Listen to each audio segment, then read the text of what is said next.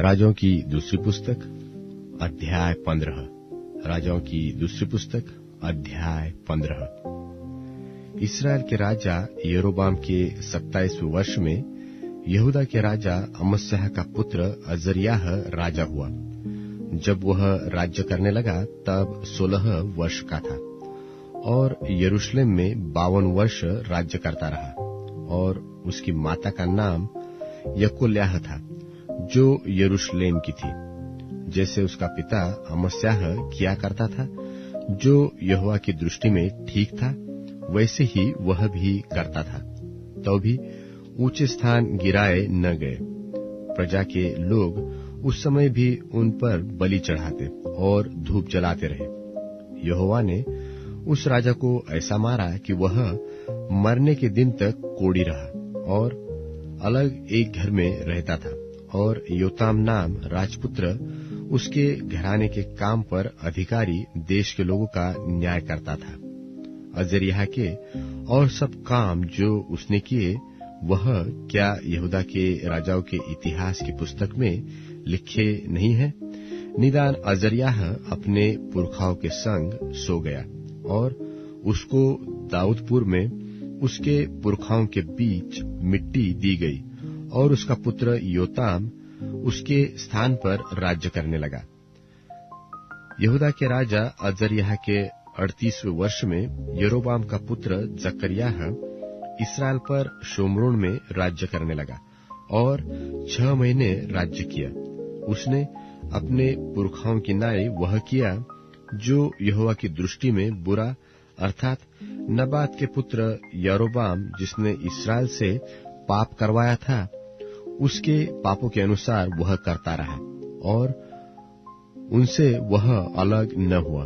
और याबेश के पुत्र शल्लूम ने उससे राजद्रोह की गोष्ठी करके उसको प्रजा के सामने मारा और उसका घात करके उसके स्थान पर राजा हुआ। जकर्याह के और काम इस्राएल के राजाओं के इतिहास की पुस्तक में लिखे हैं। यो ही यहोवा का वह वचन पूरा हुआ जो उसने एहू से कहा था कि तेरे परपोते के पुत्र तक तेरी संतान इस्राएल की गद्दी पर बैठती जाएगी। और वैसा ही हुआ। यहूदा का राजा उज्जियाह के 39वें वर्ष में याबेश का पुत्र शल्लूम राज्य करने लगा और महीने भर शोम्रोन में राज्य करता रहा, क्योंकि गादी के पुत्र मनहेम ने तिर्सा से शोम्रोन को जाकर याबेश के पुत्र शल्लूम को वही मारा और उसे घात करके उसके स्थान पर राजा हुआ। शल्लूम के और काम और उसके राजद्रोह की जो गोष्ठी की, यह सब इस्राएल के राजाओं के इतिहास की पुस्तक में लिखा है। तब मनहेम ने तिर्सा से जाकर सब निवासियों और आसपास के देश समेत तिप्सह को इस कारण मार लिया कि तिप्सहियों ने उसके लिए फाटक न खोले थे। इस कारण उसने उन्हें मार लिया और उसमें जितनी गर्भवती स्त्रियां थी उन सबों को चीर डाला। यहूदा के राजा अजर्याह के 39वें वर्ष में गादी का पुत्र मनहेम इस्राएल पर राज्य करने लगा और 10 वर्ष शोम्रोन में राज्य करता रहा। उसने वह किया जो यहोवा की दृष्टि में बुरा था, अर्थात नबात के पुत्र यरोबाम जिसने इस्राएल से पाप करवाया था, उसके पापों के अनुसार वह करता रहा और उनसे वह जीवन भर अलग न हुआ। अश्शूर के राजा पूल ने देश पर चढ़ाई की और मनहेम ने उसको 1000 की कर चांदी इस इच्छा से दी कि वह उसका सहायक होकर राज्य को उसके हाथ में स्थिर रखे। यह चांदी अश्शूर के राजा को देने के लिए मनहेम ने बड़े बड़े धनवान इस्राएलियों से ले ली। एक एक पुरुष को 50-50 शेकेल चांदी देनी पड़ी। तब अश्शूर का राजा देश को छोड़कर लौट गया। मनहेम के और काम जो उसने किए, वे सब क्या इस्राएल के राजाओं के इतिहास की पुस्तक में नहीं लिखे हैं? निदान मनहेम अपने पुरखाओं के संग सो गया और उसका पुत्र पकह्याह उसके स्थान पर राज्य करने लगा। यहूदा के राजा अजर्याह के 50वें वर्ष में मनहेम का पुत्र पकहयाह शोम्रोन में इसराइल पर राज्य करने लगा और 2 वर्ष तक राज्य करता रहा।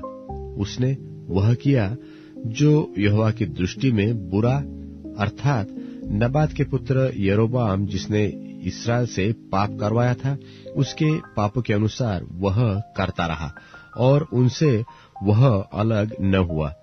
उसके सरदार रमल्याह के पुत्र पेकह ने उससे राजद्रोह की गोष्ठी करके शोम्रोन के राजभवन के गुम्मट में उसको और उसके संग अर्गोब और अर्ये को मारा और पेकह के संग 50 गिलादी पुरुष थे और वह उसका घात करके उसके स्थान पर राजा बन गया। पकहयाह के और सब काम जो उसने किए वह इसराइल के राजाओं के इतिहास की पुस्तक में लिखे हैं। यहूदा के राजा अजर्याह के 52वें वर्ष में रमल्याह का पुत्र पेकह शोम्रोन में इसराइल पर राज्य करने लगा और 20 वर्ष तक राज्य करता रहा। उसने वह किया जो यहोवा की दृष्टि में बुरा था, अर्थात जैसे पाप नबात के पुत्र यरोबाम जिसने इसराइल से पाप करवाया था, उसके पापों के अनुसार वह करता रहा और उनसे वह अलग न हुआ। इसराइल के राजा पेकह के दिनों में अश्शूर के राजा तिग्लत्पिलेसेर ने आकर इयोन के अबेल-मेतमाका, यानोह, केदेश और हासोर नाम नगरों को और गिलाद और गालिल बरन नप्ताली के पूरे देश को भी ले लिया और उनके लोगों को बंधुआ करके अश्शूर को ले गया। उज्जियाह के पुत्र योताम के 20वें वर्ष में एला के पुत्र होशे ने रमल्याह के पुत्र पेकह से राजद्रोह की गोष्ठी करके उसे मारा और उसे घात करके उसके स्थान पर राजा बन गया। पेकह के और सब काम जो उसने किए वह इसराइल के राजाओं के इतिहास की पुस्तक में लिखे हैं। रमल्याह के पुत्र इसराइल के राजा पेकह के दूसरे वर्ष में यहूदा के राजा उज्जियाह का पुत्र योताम राजा हुआ।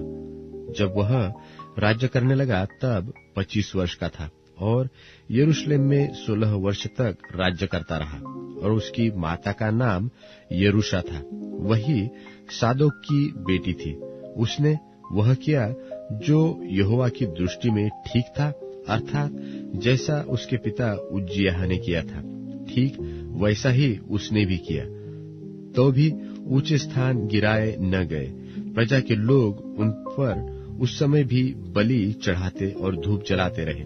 यहोवा के भवन के ऊंचे फाटक को इसी ने बनाया था। योताम के और सब काम जो उसने किए वे क्या यहूदा के राजाओं के इतिहास की पुस्तक में नहीं लिखे हैं? उन दिनों में यहोवा अराम के राजा रसीन को और रमल्याह के पुत्र पेकह को यहूदा के विरुद्ध भेजने लगा। निदान योताम अपने पुरखाओं के संग सो गया और अपने मूल पुरुष दाऊद के नगर में अपने पुरखाओं के बीच उसको मिट्टी दी गई और उसका पुत्र आहाज उसके स्थान पर राज्य करने लगा। राजाओं का वृत्तांत दूसरा भाग अध्याय 16। राजाओं का वृत्तांत दूसरा भाग अध्याय 16। आहाज का राज्य। रमल्याह के पुत्र पेकह के 17वें वर्ष में यहूदा के राजा योताम का पुत्र आहाज राज्य करने लगा। जब आहाज राज्य करने लगा तब वह 20 वर्ष का था और 16 वर्ष तक यरूशलेम में राज्य करता रहा और उसने अपने मूल पुरुष दाऊद का सा काम नहीं किया जो उसके परमेश्वर यहोवा की दृष्टि में ठीक था, परंतु वह इस्राएल के राजाओं की सी चाल चला, वरन उन जातियों के घिनौने कामों के अनुसार जिन्हें यहोवा ने इस्राएलियों के सामने से देश से निकाल दिया था। उसने अपने बेटे को भी आग में होम कर दिया और ऊंचे स्थानों पर और पहाड़ियों पर और सब हरे वृक्षों के तले वह बलि चढ़ाया और धूप जलाया करता था।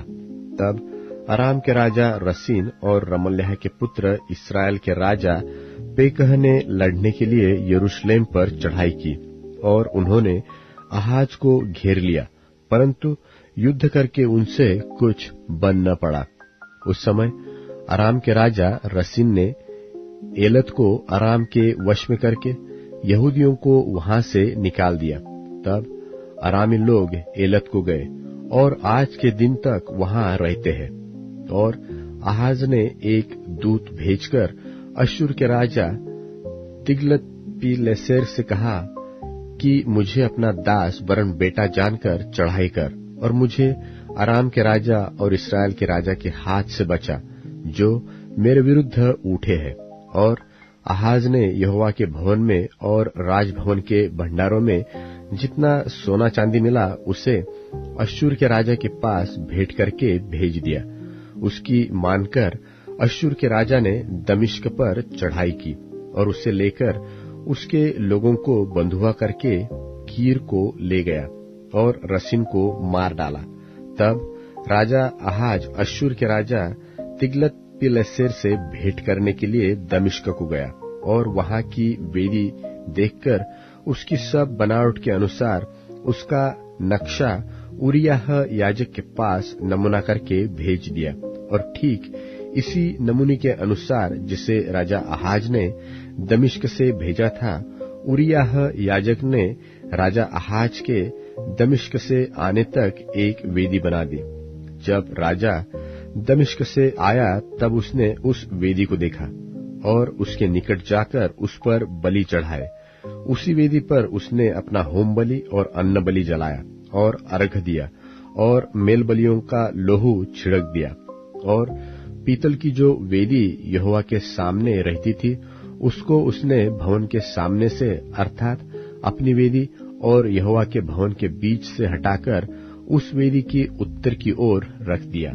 तब राजा आहाज ने उरिय्याह को यह आज्ञा दी कि भोर के होम बलि और सांझ के अन्न बलि, राजा के होम बलि और उसके अन्न बलि और सब साधारण लोगों के होम बलि और अर्घ बड़ी वेदी पर चढ़ाया कर और होम बलियों और मेल बलियों का सब लोहू उस पर छिड़क।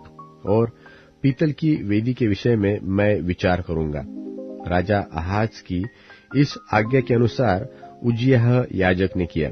फिर राजा आहाज ने कुर्सियों की पटरियों को काट डाला और हौदियों को उन पर से उतार दिया और बड़े हौद को उन पीतल के बैलों पर से जो उसके तले थे उतारकर पत्थरों के फर्श पर धर दिया। और विश्राम के दिन के लिए जो छाया हुआ स्थान भवन में बना था और राजा के बाहर के प्रवेश करने का फाटक, उनको उसने अश्शूर के राजा के कारण यहोवा के भवन से अलग कर दिया।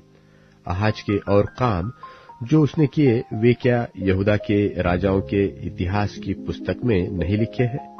निदान आहाज अपने पुरखाओं के संग सो गया और उसे उसके पुरखाओं के बीच दाऊदपुर में मिट्टी दी गई और उसका पुत्र हिजकिय्याह उसके स्थान पर राज्य करने लगा। राजाओं का वृत्तांत दूसरा भाग अध्याय 17। राजाओं का वृत्तांत दूसरा भाग अध्याय 17।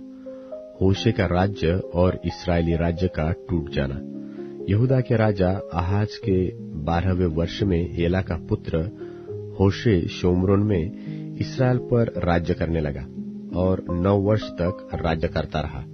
उसने वही किया जो यहोवा की दृष्टि में बुरा था, परंतु इस्राएल के उन राजाओं के बराबर नहीं जो उससे पहले थे। उस पर अश्शूर के राजा शल्मनेसेर ने चढ़ाई की और होशे उसके अधीन होकर उसको भेंट देने लगा। परंतु अश्शूर के राजा ने होशे को राजद्रोह की गोष्ठी करने वाला जान लिया, क्योंकि उसने सो नाम मिस्र के राजा के पास दूत भेजे और अश्शूर के राजा के पास सालियाना भेंट भेजनी छोड़ दी। इस कारण अश्शूर के राजा ने उसको बंद किया और बेड़ी डालकर बंदीगृह में डाल दिया। तब अश्शूर के राजा ने पूरे देश पर चढ़ाई की और शोम्रोन को जाकर 3 वर्ष तक उसे घेरे रहा।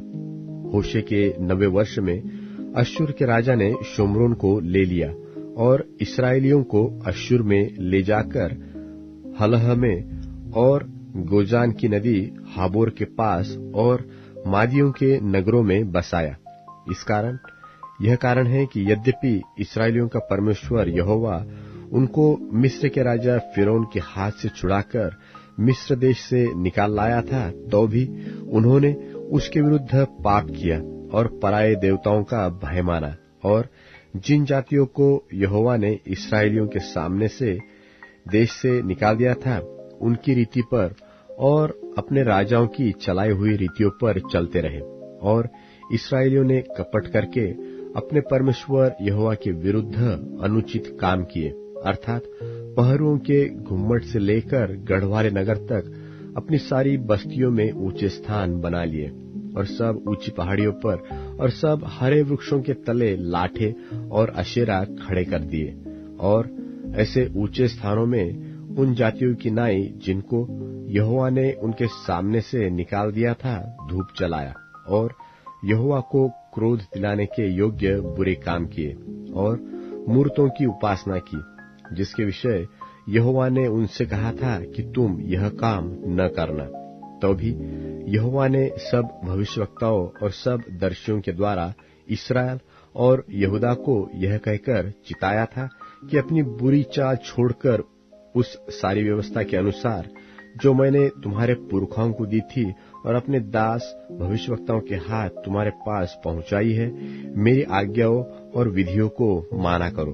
परंतु उन्होंने न माना, वरन अपने उन पुरखाओं की नाई जिन्होंने अपने परमेश्वर यहोवा का विश्वास न किया था, वे भी हठीले बन गए और वे उसकी विधियां और अपने पुरखाओं के साथ उसकी वाचा और जो चितौनियां उसने उन्हें दी थी, उनको तुच्छ जानकर निकम्मी बातों के पीछे हो लिए, जिससे वे आप निकम्मे हो गए और अपने चारों ओर की उन जातियों के पीछे भी हो लिए जिनके विषय यहोवा ने उन्हें आज्ञा दी थी कि उनके से काम न करना, वरन उन्होंने अपने परमेश्वर यहोवा की सब आज्ञाओं को त्याग दिया और 2 बछड़ों की मूर्तें ढालकर बनाई और अशेरा भी बनाई और आकाश के सारे गणों को दंडवत की और बाल की उपासना की और अपने बेटे बेटियों को आग में होम करके चढ़ाया और भावी कहने वालों से पूछने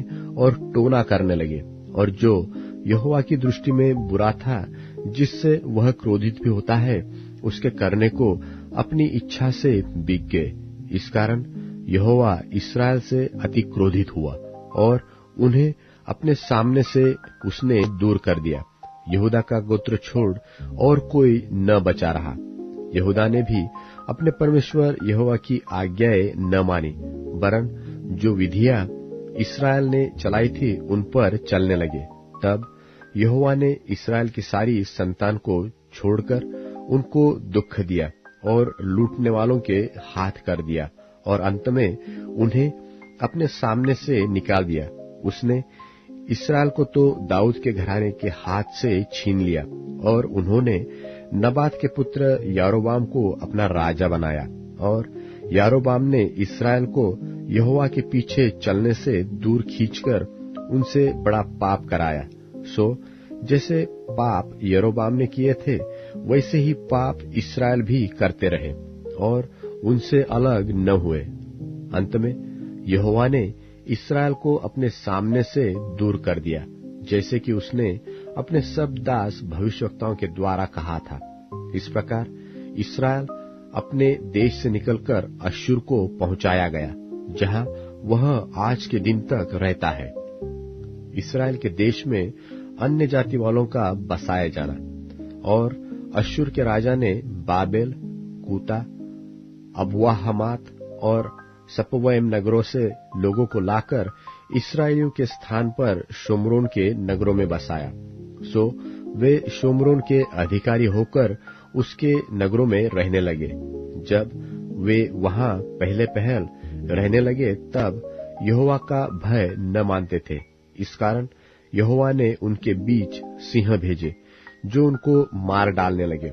इस कारण उन्होंने अश्शूर के राजा के पास कहला भेजा कि जो जातियां तूने उनके देशों से निकालकर शोम्रोन के नगरों में बसा दिए हैं, वे उस देश के देवता की रीति नहीं जानती। इससे उसने उनके मध्य सिंह भेजे हैं जो उनको इसलिए मार डालते हैं कि वे उस देश के देवता की रीति नहीं जानते।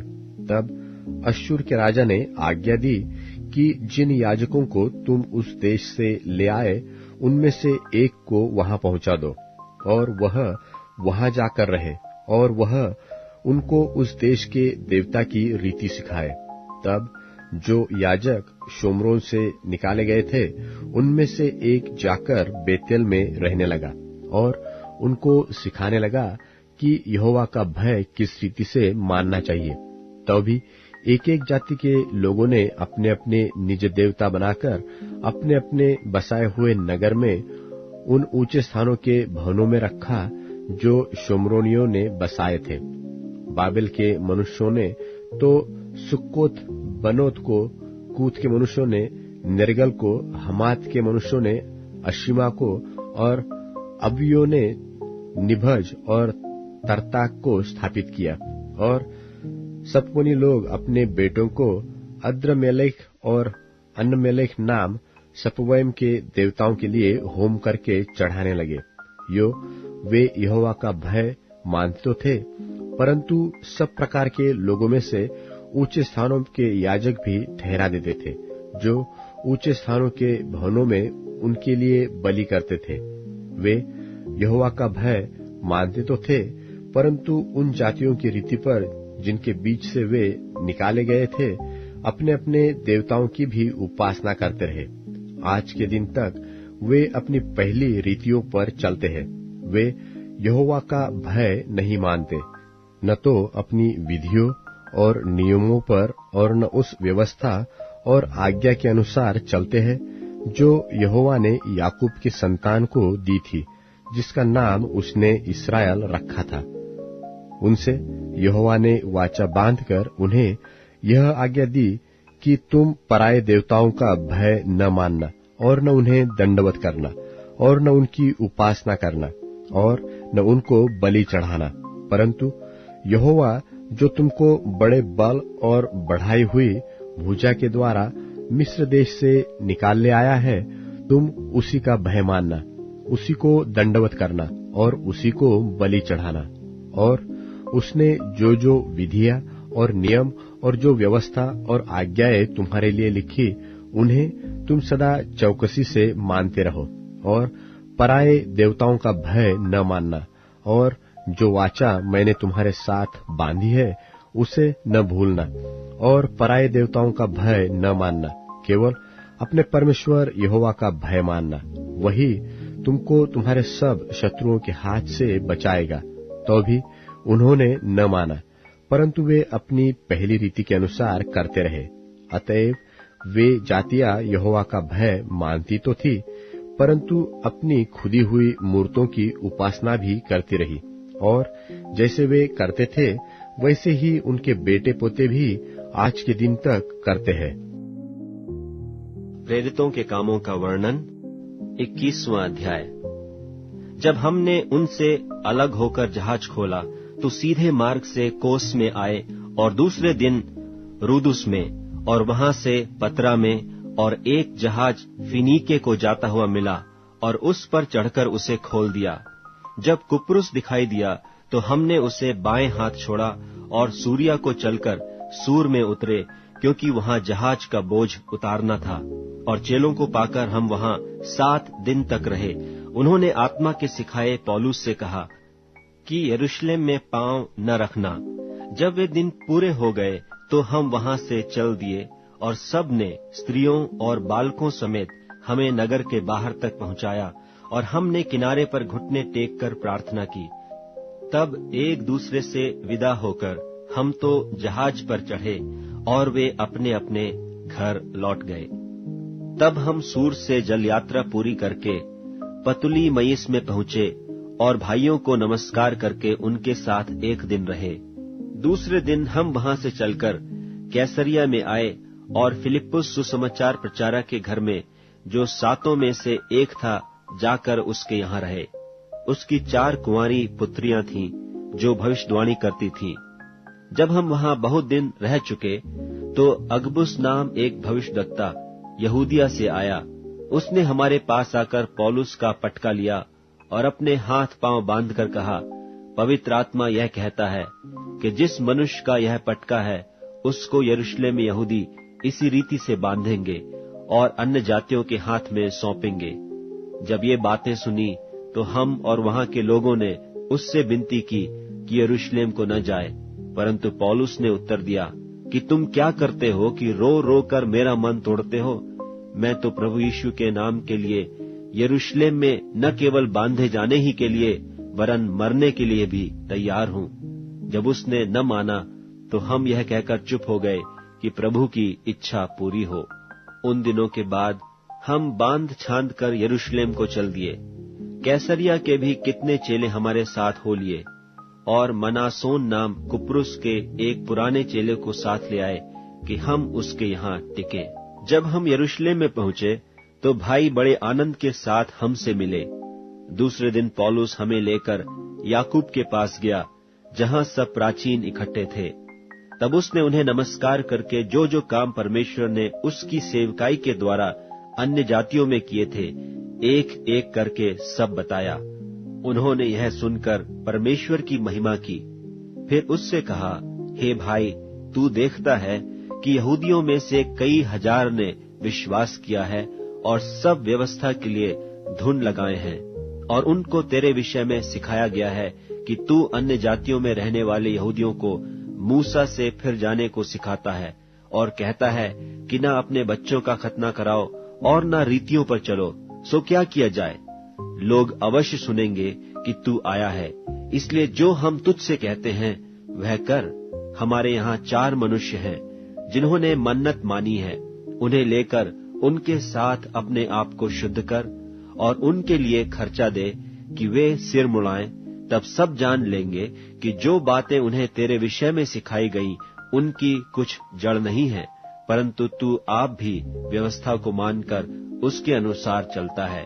परंतु उन अन्य जातियों के विषय में जिन्होंने विश्वास किया है, हमने यह निर्णय करके लिख भेजा है कि वे मूर्तों के सामने बलि किए हुए मांस से और लोहू से और गला घोटे हुओं के मांस से और व्यभिचार से बचे रहें। तब पौलुस उन मनुष्यों को लेकर और दूसरे दिन उनके साथ शुद्ध होकर मंदिर में गया और बता दिया कि शुद्ध होने के दिन, अर्थात उनमें से हर एक के लिए चढ़ावा चढ़ाए जाने तक के दिन कब पूरे होंगे। जब वे 7 दिन पूरे होने पर थे तो आसिया की यहूदियों ने पौलुस को मंदिर में देखकर सब लोगों को उस्काया और यों चिल्लाकर उसको पकड़ लिया कि हे इस्राएलियों, सहायता करो।